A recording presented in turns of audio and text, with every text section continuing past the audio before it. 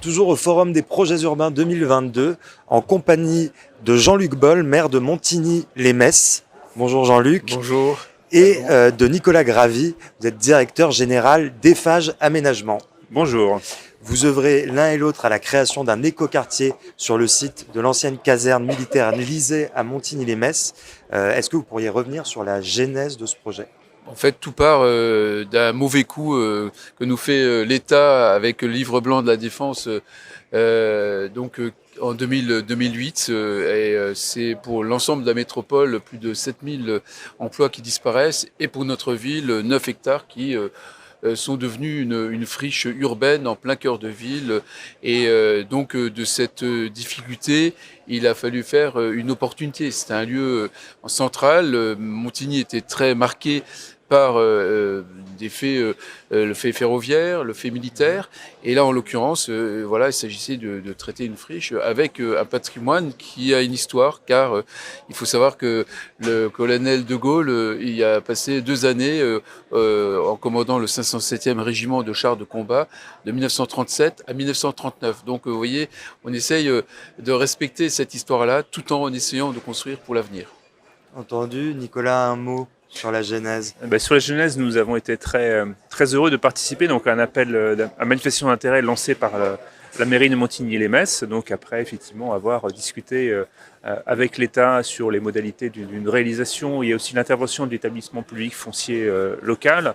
Et donc nous avons répondu associés à d'autres partenaires, Crédit Mutuel Aménagement Foncier de Mathieu Hébard, ensemble pour constituer une société d'aménagement et travailler avec Jean-Michel Villemotte, l'urbaniste, pour imaginer un projet. C'était la réponse à la question lancée par la ville, c'était quel sera l'avenir de ce terrain-là, que peut-on en faire? Et donc c'est dans ce cadre-là que nous avons répondu et remporté la consultation. On était en 2018, si je ne me trompe pas. Est-ce que vous pourriez présenter et décrire le projet et sa programmation ? Alors, il s'agit donc de cette caserne occupait un terrain d'environ 9000 m², donc un endroit pivot de la commune de Montigny. Et donc la volonté politique, le projet, aujourd'hui se concrétise par la création d'environ 750 logements, des espaces publics très généreux, des logements aussi, une partie des logements qui sont conservés, effectivement, pour respecter l'histoire du lieu, notamment le bâtiment qu'occupait le colonel de Gaulle à l'époque.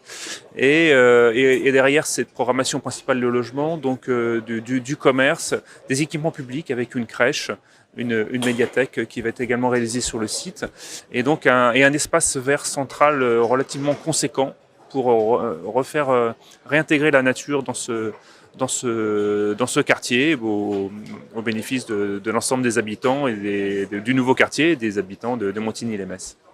Très bien, ça semble être une bonne réponse aux enjeux actuels, vous l'avez décrit. Plus généralement, que pensez-vous de l'avenir de l'aménagement et notamment avec l'enjeu du zéro artificialisation nette ? Je crois qu'en effet, là on parle souvent d'une contrainte très forte qui incombe aux collectivités et à l'ensemble des partenaires lorsqu'on évoque zéro artificialisation nette. Et en l'occurrence, on en fait pour nous, non pas un obstacle, mais un objectif. Et donc la vocation à ce que nous soyons un éco-quartier, on va aller jusqu'au bout du processus. Et c'est à la fois une volonté politique, mais une volonté partagée de l'ensemble des partenaires pour pouvoir montrer le bon exemple. Voilà. On parlait des bâtiments à rénover. On a identifié évidemment un certain nombre d'éléments patrimoniaux, mais aussi la richesse du patrimoine arboré et de la biodiversité de ce site. Donc il y a vraiment tous ces paramètres qui sont pris en compte, avec aussi à la fois la volonté de mixité et c'est-à-dire qu'on fait vivre des populations qui sont différentes, des familles, il y a des pavillons, il y a une résidence intergénérationnelle. Bref, voilà, il y a toute cette dimension nette qui correspond aux objectifs du développement durable dans lequel s'inscrit cette ZAN dont on parle si souvent. Merci beaucoup Nicolas. Oui, je confirme les propos de Monsieur Boll. Pour nous, c'est un exemple vraiment très marquant de ce qu'on peut faire sur le travail de réhabilitation des friches. On parle toujours des friches industrielles, des friches commerciales. Donc des friches étatiques, entre guillemets, elles sont aussi importantes et je pense que l'État, avec cette opération, peut montrer qu'on peut mettre en valeur ces fonciers. C'est une vraie réponse, effectivement, aux enjeux du ZAN, retravailler la ville sur la ville, retravailler sur ces friches. L'État a mis en place les fameux fonds friches, etc. Donc, notre opération n'a pas de bénéficier, mais c'est pas grave, je mets ça entre parenthèses. Mais ça montre qu'on va dans ce sens-là. Le ZAN ne nous interdit pas non plus de réfléchir à ce qui se passe en périphérie. Montigny-lès-Metz, c'est une ville périphérique de la ville-centre. Il y a d'autres communes périphériques dans toutes sortes de métropoles en France.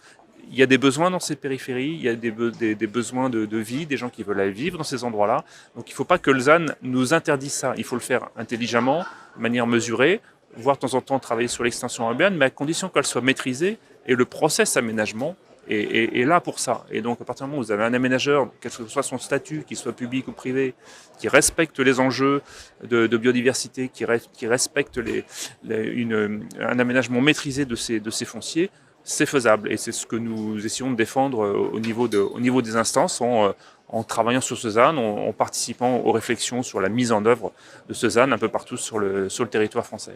En quelques mots, est-ce qu'il existe une alternative à la ville sur la ville? On commence par vous, Nicolas. Oui, forcément, parce que la ville sur la ville est notre objectif prioritaire aujourd'hui. Mais comme je le disais à l'instant, tout le monde ne veut pas forcément vivre dans ces grandes métropoles. Tout le monde n'accepte pas forcément la densité. Quand on travaille ville sur la ville, généralement le sujet de densité revient sur le devant de la scène. Donc il faut qu'on réfléchisse à tout ça. Donc la ville sur la ville, oui, mais je dis, mais pas que. Et sur des zones où on va travailler un peu d'extension urbaine, où on va travailler ces franges, il faut qu'on réfléchisse autrement. Moi, je crois que ce qui est important, c'est qu'il faille faire en sorte que les gens se sentent bien là où ils vivent. Et j'ai évoqué à la fois donc la mixité sociale, et aussi la nécessité et la volonté pour nous de faire en sorte que les gens se sentent bien dans de belles architectures, avec aussi des questions liées à l'énergie. Et nous avons la chance aussi d'être reliés à une unité de biomasse que nous avons construite il y a quelques mois et qui va permettre d'apporter le chauffage urbain sur ce quartier-là. Bref, on est également la perspective d'avoir des transports en commun en site propre qui vont également donc desservir les lieux. Donc voilà, on a toutes ces qualités qui sont conjointes et qui font que on a un parc urbain d'un hectare et demi et que tout autour il va y avoir une vie de quartier qui ressemble en quelque sorte à une sorte de village urbain. C'est un peu l'objectif, tout en recréant et aussi des liens avec le reste de la ville, bien entendu, parce que on n'est pas replié sur nous-mêmes, mais bien au contraire, comme disent les urbanistes, on est là pour apporter de la porosité et de faire en sorte qu'on relie Montignaud à Montigny-Bas. Jean-Luc Boll, Nicolas Gravy, merci beaucoup. Merci à vous. Merci à vous.